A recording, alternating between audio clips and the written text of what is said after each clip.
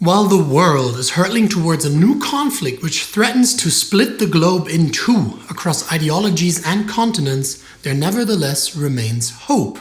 The immeasurable cost of the Second World War still provides sufficient momentum to bridge widening rifts. The nations thrust into a new world order come together to ensure that no similar cataclysm can destroy the lives of yet another generation. Today, we're going to talk about the Universal Declaration of Human Rights and what it tries and possibly fails to achieve.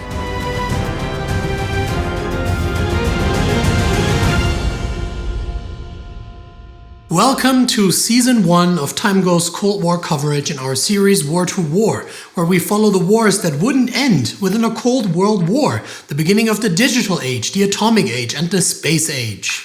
When we began to replicate our minds electronically, gained the power to end our very existence as a species, and discovered that we could truly reach for the stars. I'm Anna Deinhard. And I'm Sebastian Brandstetter. The year is 1948. The world has emerged from a devastating war that claims tens of millions of lives. Both Germany and Japan exposed a horrifying disregard for human dignity, prompting worldwide calls for universal protections. The newly formed United Nations represent that hope. Its charter reaffirms faith in fundamental human rights, a declaration that humanity's dignity must now stand above power politics. On December 10th of this year, the UN General Assembly adopts the Universal Declaration of Human Rights, setting out what every person should be guaranteed everywhere. We sometimes forget that this notion of human rights has a deep history, shaped by centuries of political, religious, and philosophical inquiry. Ancient civilizations, from Babylon's Hammurabi Code over the edicts of Ashoka in the Indian subcontinent to classical Greece and Rome, already proposed that people share a common humanity worthy of respect, what scholars today call proto-human rights. We see this clearly, for example, with Stoic thinkers like Zeno and Epictetus, who talked about all humans as compatriots, and Cicero, who held that universal moral standards exist above any single city or state. Nevertheless, the ancient world remains one built on murder and oppression. Moving forward in time, documents and oral traditions like England's Magna Carta in 1215, the Korakuen Phoga in Mali in the 13th century, the Hungarian Golden Bull of 1222, or the one in the Holy Roman Empire in 1356, show that even a king could be restrained by law. They also guarantee certain privileges to nobles and establish early checks on royal authority. These charters underscore the principle that rulers are not omnipotent. For the large part, the vast majority of human beings, those not of noble birth, remain rightless. However, the Enlightenment accelerates the idea of natural rights. John Locke argues these rights come from human nature itself, not from governments, birthright, or worldly accomplishments. Philosophers such as Jean-Jacques Rousseau, who insists on a general will, legitimize the state, and Immanuel Kant, who roots human rights in moral autonomy, broaden the concept of human dignity, sparking or justifying revolutions that reshape entire societies. The 1776 US Declaration of Independence, proclaiming all men are created equal, and the 1789 French Declaration of the Rights of Man and of the Citizen, guaranteeing that men are born and remain free and equal in rights, showcase these Enlightenment ideals in sweeping political statements. This extends rights beyond the nobility, but the majority of the population remains disenfranchised. From antiquity onwards, movements against oppression and inequality repeatedly challenged assumptions about who deserved such rights. Ancient Greek playwright Euripides challenged gender norms in his tragedy Medea. Similarly, 4th century theologian Gregory of Nyssa condemned slavery as inherently sinful, challenging the societal norms of his time. Later, others attuned these concerns to modern times. Abolitionists like Sojourner Truth demand that all men are created equal, apply fully across racial lines, asking how any society claiming universal liberties could tolerate slavery. And suffragettes such as Emmeline Pankhurst question why women, half the population, are denied a political voice. Karl Marx, John Stuart Mill, Rosa Luxemburg, and others add that purely political freedoms mean little if deep social inequalities remain. Despite fierce resistance from empires and entrenched elites, these broader rationales expand the call for legal protections into realms once considered off-limits for reform. By the early 20th century, these debates have matured into constitutions and legal frameworks in several countries, but major gaps remain. Colonial powers deny self-determination to hundreds of millions, and oppressive laws continue at home, yet the groundwork for universal rights is there, fostered by centuries of evolving thought and activism. Against that backdrop, 2 world wars reveal the stark failures of existing systems. World War I is a colossal shock to the world. Machine gun battles, poison gas, and trench warfare cost millions of lives, leaving nations desperate to prevent another catastrophe. In response, the United States proposes the 14 points championing national self-determination, and in 1919, the League of Nations emerges, aiming to resolve disputes peacefully and reduce the likelihood of renewed global conflict. The League introduces minority rights treaties in Eastern Europe and supports the International Labour Organization. Yet it lacks genuine enforcement mechanisms. Colonial empires still deny independence movements, and rising authoritarian states, Italy, Japan, and Germany, brazenly defy League rulings and international treaties. That is why the war to end all wars is followed by, drumroll please, another world war, which surpasses its predecessor in both scale and brutality, including nuclear bombings and not to mention the Holocaust. Disillusionment with the League's collapse, along with global outrage during World War II, propels demands for a stronger international framework. These demands first take concrete form on January 1st, 1942, with the Declaration by United Nations, in which Allied nations pledged cooperation and laid the groundwork for a new global order. Building upon this earlier declaration, the peacetime United Nations officially come into existence in 1945, explicitly referencing human rights in its charter. The charter reaffirms faith in fundamental human rights, though primarily through non-discrimination clauses. Nevertheless, building on ancient codices and medieval charters over revolutionary texts and the cataclysm of modern global warfare, the nations of this world pledge that every person, everywhere, holds fundamental rights that no government should or can deny. True, the Charter doesn't spell out a comprehensive Bill of Rights, but Article 68 directs the Economic and Social Council, ECOSOC, to create a commission for promoting human rights. That commission, set up in 1946, is chaired by Eleanor Roosevelt, former First Lady of the United States, influential American diplomat, and human rights advocate. She felt it necessary to remind the representatives of the need for a clear, brief text, which could be readily understood by the ordinary man and woman. The declaration was not intended for philosophers and jurists, but for the ordinary people. Exactly. Roosevelt's role is pivotal. She proposes something that ordinary people can grasp. Worried that if negotiators argue too much over philosophical justifications, they might never finish. Philosophers missing the point in favor of argument, that is unheard of. In 1947, the Commission on Human Rights embarks on a formidable task, drafting what we now know as the Universal Declaration of Human Rights, UDHR.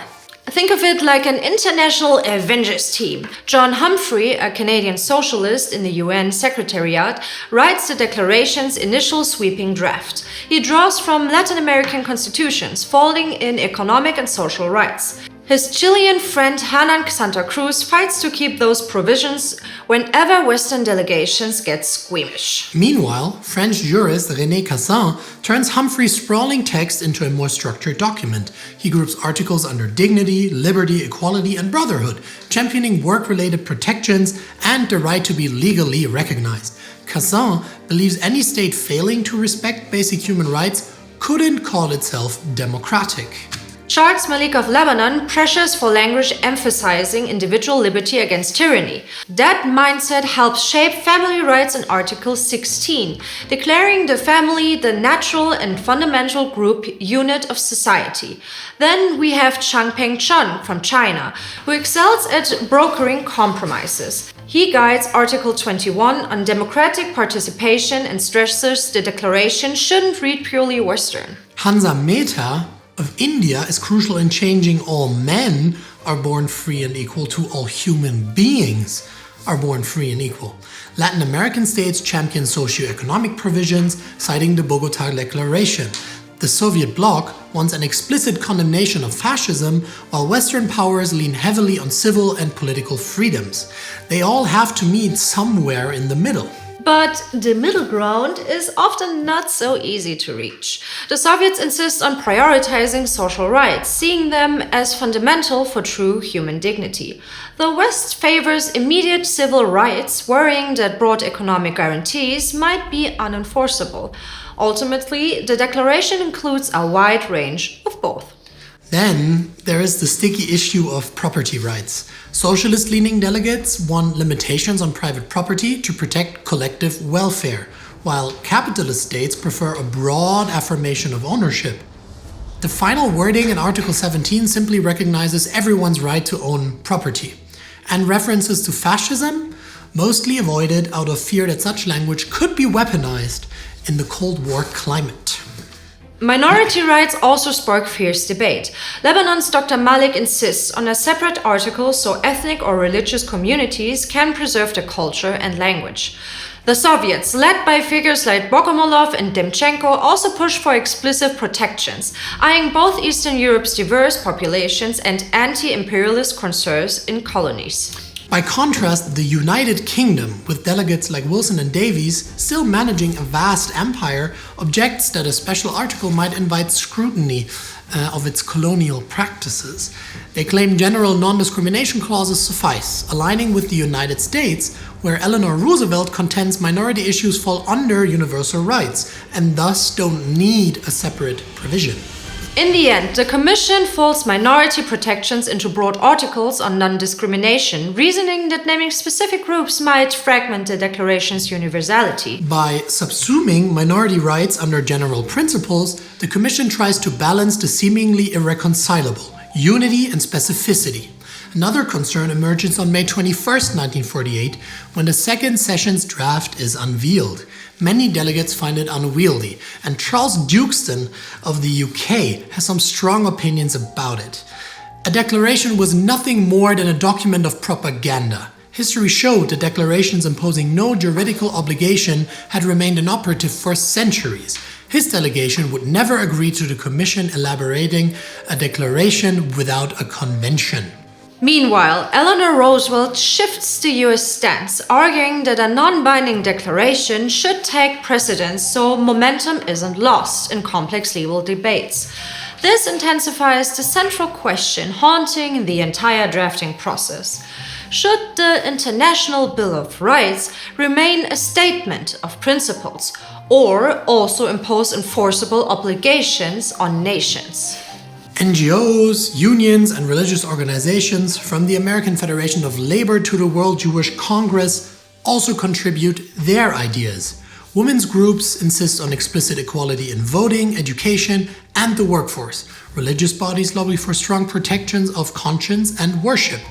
All these outside voices shape key phrases and keep the Commission aware of public expectations. It helps that so many remember the horrors of the Second World War. Even if its delegates disagree on why rights matter philosophically, nobody wants another Holocaust. As the French philosopher Jacques Maritain, who is part of the UNESCO, the United Nations Educational, Scientific and Cultural Organization, put it, how can we imagine an agreement of minds between men who come from the four corners of the globe and who not only belong to different cultures and civilizations, but are of antagonistic spiritual associations and schools of thought, but also, yes, we agree about the rights, but on the condition no one asks us why. That willingness to unite on a broad outcome, even without total ideological harmony, makes the project possible. On December 10, 1948, the UN General Assembly meets at the Palais de Chaillot in Paris to vote on the Universal Declaration of Human Rights. Herbert Evatt of Australia, then president of the Assembly, leads the proceedings. Delegates like Abdul Rahman Kayala of Syria describe it as not the work of a few representatives. It was the achievement of generations of human beings who had worked towards that end. Now at last, the people of the world would hear it proclaimed that their aim had been reached by the United Nations. Brazil's De Ataide applauds the declaration as a collective creation, not tied to any single philosophy or region. Eleanor Roosevelt, who had guided the drafting, sums up the milestone by calling the UDHR humanity's Magna Carta. Dr. Malik of Lebanon stresses that it reflects various rights, traditions, while René Cassin views it as a grand temple built on dignity, liberty, equality, and brotherhood. And Herbert Evett, presiding over the vote, says the first occasion on which the organized community of nations had made a declaration of human rights and fundamental freedoms. That document was backed by millions of people, men, women, and children all over the world who turned to it for help, guidance, and inspiration. Despite tensions in a rapidly dividing world, the moment is uniting and transformative. The General Assembly votes, resulting in 48 nations supporting the declaration, with 0 against and 8 abstentions. It is the members of the Soviet bloc who abstain. The USSR, the Ukrainian Soviet Socialist Republic, the Belarusian Soviet Socialist Republic, Czechoslovakia, Poland, and Yugoslavia. They want an explicit condemnation of fascism and more robust economic guarantees. South Africa likewise abstains, but over racial issues, and Saudi Arabia objects over religious reservations. But still, no country casts an outright no. And also, a quick disclaimer, all of these countries or their successor states will later endorse other treaties that build on the UDHR or will endorse its principles and values in some other way. The atmosphere afterwards is celebratory. By adopting Resolution 217A, the Assembly proclaims a universal statement of rights for every human being. Observers see it as a moral promise that the world, fresh from a catastrophic war, could unite around a shared core of freedoms and dignities. In the end, the UDHR remains just a declaration, not an enforceable covenant. But this collective endorsement signals the dawn of a new era. The nations of the earth have publicly recognized shared human rights. As 1948 draws to a close, many believe the Universal Declaration of Human Rights might lay the groundwork for a fairer world, yet its immediate impact remains uncertain. Some predict it will inspire new laws and treaties. Others fear nations may invoke human rights only to accuse rivals and excuse their own actions, undermining the declaration's spirit amid Cold War rivalries. Still, champions of the UDHR see it guiding international relations, urging states to hold each other accountable and preventing future atrocities. Independence leaders across Africa and Asia cite its universal principles to challenge colonial rule, and civil and women's rights activists hope it will bolster their struggles against racial and gender injustice. Proponents, such as Eleanor Roosevelt and René Cassin, envision future agreements binding these articles into enforceable covenants. They imagine that, with sustained effort, generations to come will transform this moral landmark into a legal cornerstone for human dignity everywhere. Over 7 decades later, the Universal Declaration remains a work in progress, simultaneously successful and deeply flawed. Its principles have indeed shaped international law, informing binding treaties like the International Covenant of Civil and Political Rights. Yet, enforcement still falters, often sacrificed on the altar of geopolitical rivalry or national self-interest. New documents have expanded and solidified its commitments, turning aspirational ideas into enforceable obligations. But persistent violations, from ethnic cleansing to political repression, remind us that legal frameworks alone cannot guarantee human dignity. Human rights today are under constant threat, vulnerable to shifts in global politics, authoritarian resurgence, and democratic backsliding. The Declaration's enduring strength lies not only in legal codification, but in the unending struggle by generations fighting to make rights real. It remains both, beacon and battleground, fragile yet resilient, idealistic yet pragmatic, forever demanding our remembrance and vigilance to uphold what was promised to all humans upon this earth. When war to war returns, we go back to China, and raging civil war between Mao's communist and Chiang Kai-shek's nationalist will continue to cover the events that brought humanity from the brink of destruction to the threshold of the stars. 1/4 of 1 year every week for the rest of 2025, right here on TimeGhost channel. To be an integral part of this great adventure, join the TimeGhost Army at timeghost.tv or patreon.com. It is that army, so you, that enables us to run our template to inform the world about our past and give us the tools to build a better future. Excelsior!